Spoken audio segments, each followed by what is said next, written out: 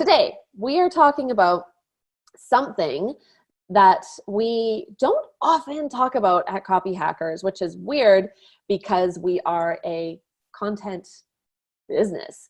Everything we've done, the reason that you're here, what you're consuming right now is content. We do content all the time. We just happen to teach about copywriting. So we are today talking about content because we have something very, very cool coming out very soon. Today's tutorial is proudly brought to you by Content School, which is launching soon. You shall hear more about that in the next couple of weeks. So yeah, today we're going to talk about something that comes up a lot. So we put together a training program recently for Content School. And one of the things that kept coming up in it was this challenge of finding a blog post topic.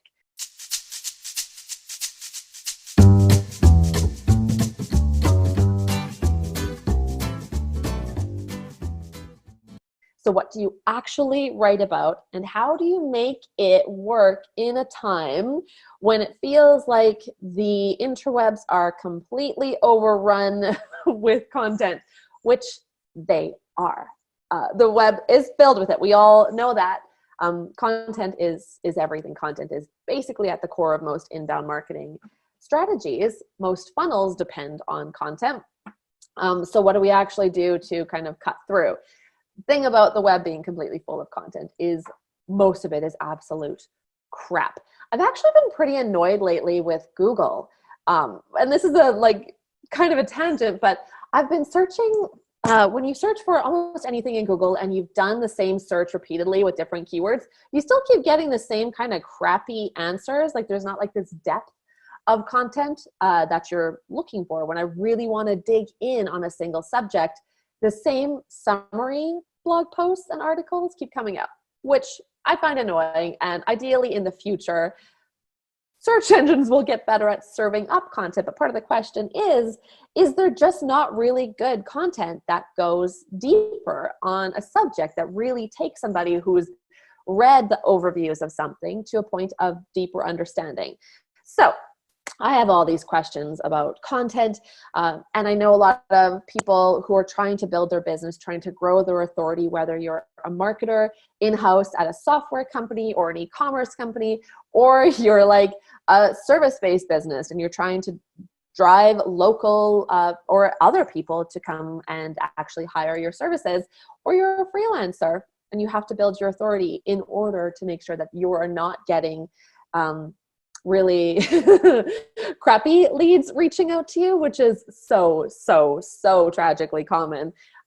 Getting people who are like, I've never heard of you, but you showed up on my search results, so I'm just going to ask you if you can write this page for $50, versus people who actually recognize you as an authority because you've been writing stuff. So freelance copywriters in particular, marketers know that you have to get out there and get really good content out there, whether on your site or on someone else's. But the challenge continues to be, well, how do I actually come up with a really good topic? Like there's so much crap. I don't want to be white noise. And I feel like all I'm doing is adding to the noise. So I want to take some time to talk through how we find quote unquote breakthrough blog post topics. Not every blog post is going to be a winner, but you have to keep going at it and trying to get to a place of really digging into these better topics. So when I was putting together this topic and had it posted on the calendar page for Tutorial Tuesdays, where you can see upcoming tutorials, I had it as like a simple way to find a breakthrough blog post topic, I think is what I called it. But when it comes down to it, there's a couple simple ways. So I'm going to walk through 3 simple ways that we use. And again, we get a lot of guest post pitches that we then have to go in and edit to get on the Copyhackers blog. We have written countless posts for our site as well as for other people's sites, like blog posts that are all over the place.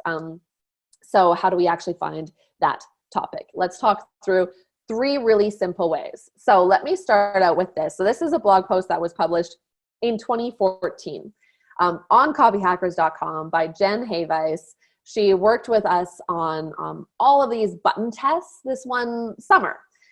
And the blog post that she wrote at the end of that was a listicle. It was basically called 3 Things to Avoid with A/B Testing. By the time I was done with it, it turned into, I spent all summer running A/B tests, and what I learned made me question the whole idea. And then we get into the story of it. This became our most popular post of 2014, like far and ahead of anything else that we published that year. And it continues to be a good post that ranks really high. But it was our most popular post, and we were posting a lot at the time. We were just building up the Copyhackers blog. We were writing blog posts all over the place. So this is a key moment for us. We turned this listicle into something that ended up being really well read. Would people have read 3 things to avoid with A/B testing? We'll never know, because we would never publish that. And a lot of blogs would never publish something like that today. It's a really basic thing. But what's going on here? What I think is going on is the first tip. Your topic is actually good. Your topic is good. The topic of things to avoid with A/B testing is actually good. The problem is you're not finding the story. So you have to go out and find that story. So technique number 1 in identifying a quote unquote breakthrough blog post is finding the story. So your topic, cut it a break. It might actually be a really good topic. Now you have to find the story. So how do we do that? One technique, and we insist, everybody who pitches the Copyhackers blog and writes for us, we ask them to put it in the first person. No one needs you to tell them 3 tips for things to avoid with A/B testing. They need to hear your story. People are interested and everybody knows it's an increasingly lonely world. People are interested in getting that first person perspective that they can kind of see themselves in and align with, rather than you attacking them with tips for what to do and things to avoid. Walk me through your story. So try rewriting your topic, your blog post, with a first person experience to carry that post instead. Another tip is something that we're actually going to talk about next week. So I'm being a little bit tricky here, but next week we're going to dig into this. And in particular, it is how to cut out those boring introductions that can bring you closer then to actually hooking your readers. I'm going to walk you through some really tactical stuff for finding your story then. But first things first, you don't need 7,000 techniques on how to find your story. Start by taking that blog post topic you have and rewriting it with your first person experience. What did you go through? What did you experience? And then what did you do to solve it? It's a way better way to pull people in and have something that's a bit more breakthrough than the typical listicle would be. Okay, that brings us to the second one, and this is one without fail. This is in, like, if you pitch Copyhackers, on the Pitch Us page, we ask you to tell us what you are picking a fight with, because conflict is at the heart of every story. You take any basic storytelling class, go on masterclass, take Aaron Sorkin's screenwriting masterclass, he talks about conflict. Take anybody's class or read any blog post on really good storytelling, and conflict is always at the heart of it. So you have to find the conflict. You have to identify the conflict with the topic. So how do we do that? And what does that really mean when we're talking about, what I really don't like is when people talk about storytelling in business, but never get down into like, but how? Because storytelling sounds like this grand narrative with lots of room to build up a story. And when it comes down to it, you have to still cut to the chase. So the challenge is we need to then say, how do we find conflict that we can actually use to write a blog post? Here's what we do. Okay, so as I already said, we ask the same thing of everyone. What is your post picking a fight with? Here's an example of a post that picks a fight. It's picking a fight with the idea that Facebook ads are all about images. This is something that we've written about on the Copyhackers website, that that better performing Facebook ads consistently have a lot to do with the images. You test different images.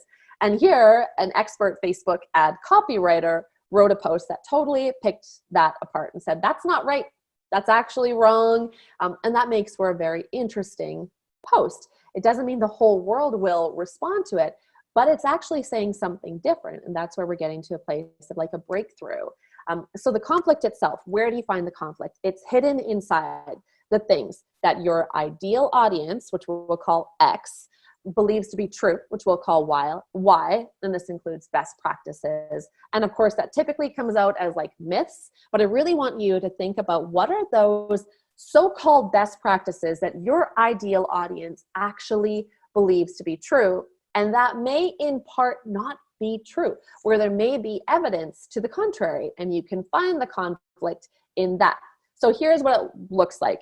Really basic, 3-part process. Screenshot this because that's really straightforward, and then I'm going to walk you through it. Okay, you start with X, that is your ideal audience, are getting disappointing results with Y, and that is that thing, that better practice that they've heard about. Then you move on to what X believes about Y. And then you identify in that list which beliefs are not true. Which can you actually tear apart? Where is there actually a conflict sitting?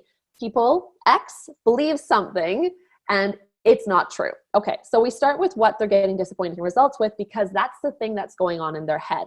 They're getting disappointing results with something that they thought was supposed to get them great results, such as if you were writing out, if you're, let's say, a freelance copywriter, or you work for a software company that's targeting other B2B marketers, let's say that. So you're trying to, X for you, your ideal audience is SaaS marketers. Let's say that. We're going to show some other examples too in case this isn't true for you. But SaaS marketers are getting disappointing results with in-app messaging. So you sit down, you think, well, what are they getting disappointing results with? Great, that's where we start. So Y is in-app messaging. Now we need to say what X believes about Y. So what do SaaS marketers believe about in-app messaging? They believe, if you just list this crap out, in-app messaging is the only way to engage your software users. It's the easiest way. They believe it's the fastest way. They also believe it's the cheapest way. They believe in-app messaging has to be short. They believe in-app messaging has to be dry. They believe it's best when it includes videos, and they believe it is best when it includes GIFs. Okay, so you make a big ass list of all the things they believe in-app messaging is all about. Cool, so that's step 2. It's really straightforward. We're just filling in the blanks at this point. And then we go through and we identify, based on what you know, which beliefs are actually not true. Some will be true. Some are like, yeah, okay, absolutely, but some are not. In-app messaging is not the only way to engage your software users, if that's what you're thinking. It's not the easiest way either. It's not the cheapest way, for sure. Most of the in-app messaging platforms are quite expensive. It does not have to be dry. It does not have to be short. Why do you think it has to be those things? And maybe it is best when it includes videos, and it is best when it includes GIFs. Okay, so we've gone through, and now we have anything that has an X on it is potentially where there's some conflict, and conflict is where story is, and that's where the best topics are. So what could that turn into? We could list out a dozen different topics at this point, but here are 3 things that that could turn into. The only reason to use in-app messaging is to message users fast. So you could write a blog post called "The only reason for SaaS marketers to use in-app messaging is to message users quickly. There is no other reason." That could be your whole topic. And you can make a really interesting argument for that. Post that somewhere, pitch that to people who want to publish interesting stuff, and suddenly they're more interested. That's like, okay, that's an interesting topic. Convince me of it. Your in-app messaging isn't working because you aren't using videos and GIFs. So we saw like, okay, well, maybe videos and GIFs are huge for it. Maybe we can go through and do an analysis of in-app messages that use videos and GIFs versus those that don't, and actually make a compelling argument for that. Cool. SaaS marketers are now learning something from you that reinforces what they believed. So it's not a conflict anymore, but it's really helping them eliminate the other things that are conflicting with their success and focus on the thing that's going to get them there. And number like 6 easy, cheap ways to connect with your users without using in-app messaging.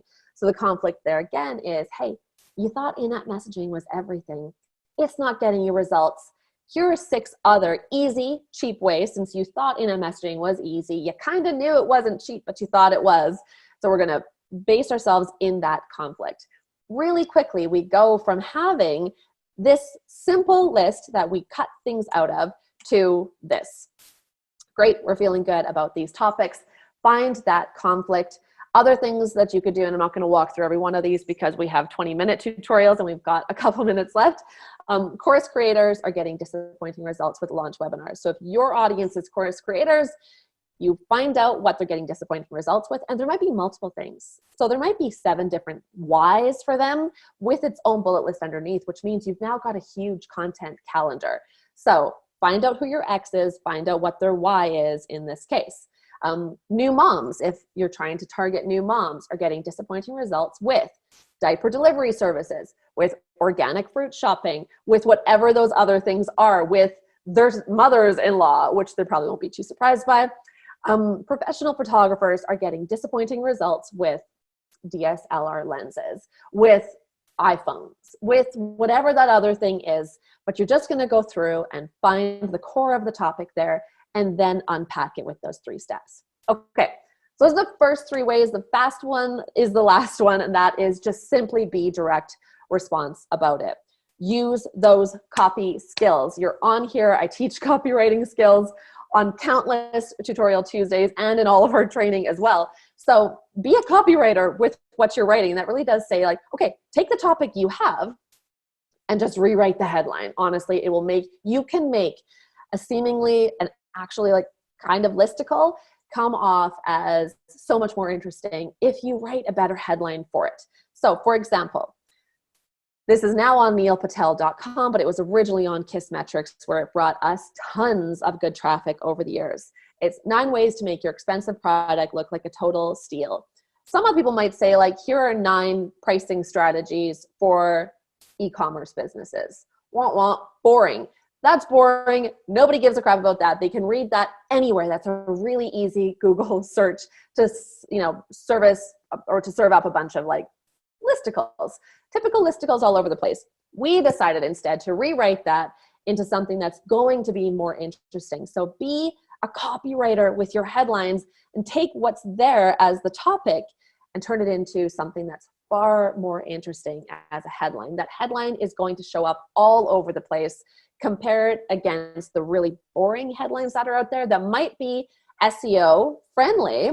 Not that this one isn't. This one still ranks really well too for pricing strategies, because Google's smarter than that. They're not that smart, but they're smarter than that. So don't overthink SEO in your headlines when you're trying to write a blog post that is going to actually break through and either bring traffic to your site or get that guest post pitch that you have, get that more likely to be approved. So be a copywriter with your headline. Those are the 3 ways to go about finding a breakthrough blog post topic. Don't overthink all the other ways you can go about doing it. Start with these. If you're like, I am stuck for topics, find your story, pick a fight, or simply write the thing you were going to write anyway and rewrite the headline to be more copywriterly. All right. I hope that is helpful to you as you start coming up with your topics. That is our tutorial for today. Make sure you go forward and put those blog post topics together, and don't let a worry about my blog post topic isn't good enough keep you from moving forward with actually writing dope as blog posts. Okay?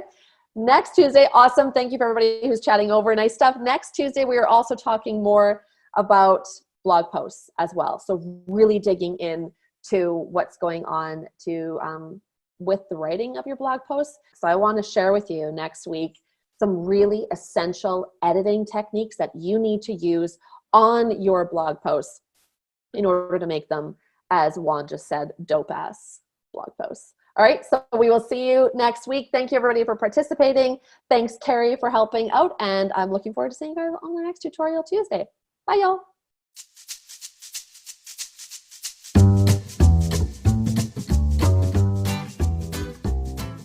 It's the 90s.